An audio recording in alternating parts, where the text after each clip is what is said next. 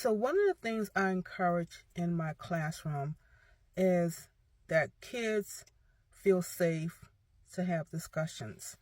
My classroom is not a quiet classroom, which I love, because I want the kids to be able to work in teams, and I want them to be able to experience the different perspectives of their teammates.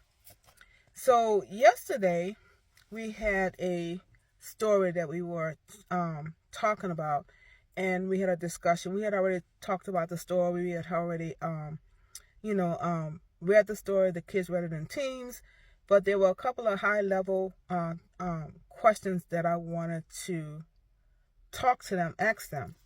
So I always tell the kids that you have the right to respectfully disagree with anybody in class. I don't want you sitting there and you don't agree. I want you to use your voice. So me and my co-teacher, we were walking around the room, and I decided to sit at his table just to listen to what the kids were talking about.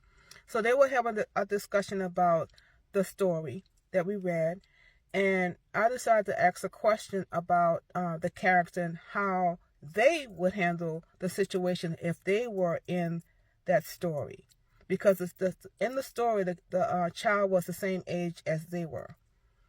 So one of my girls, who has a very big personality, she decides to talk about how she would handle it, and it wasn't in a way that was kind and respectful. So as she was speaking, one of my students at the table that I was sitting at, he said, but excuse me, he said, I don't mean to interrupt you, but I disagree. And then he went on to explain why he disagreed with her perspective. And he said this. He said that a kind word turns away wrath. And he used that scripture to help her understand that what she was saying, not that it was wrong, but the approach was not necessarily the right thing to do. What I did like was that he respectfully said, excuse me, but I don't have the same perspective as you. And he also gave reasons why he believed what he believed, that's what I require. You have to tell me why you believe what you believe.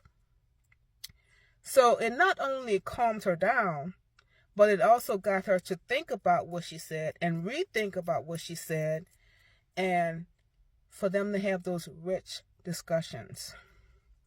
And as I was sitting there, I was a very proud teacher because the kids are able to have these discussions. They're able to disagree. They're able to use their voice.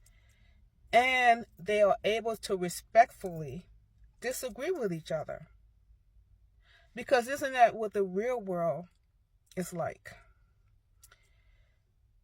I hope you guys had a good day. I'll talk to you soon. Bye.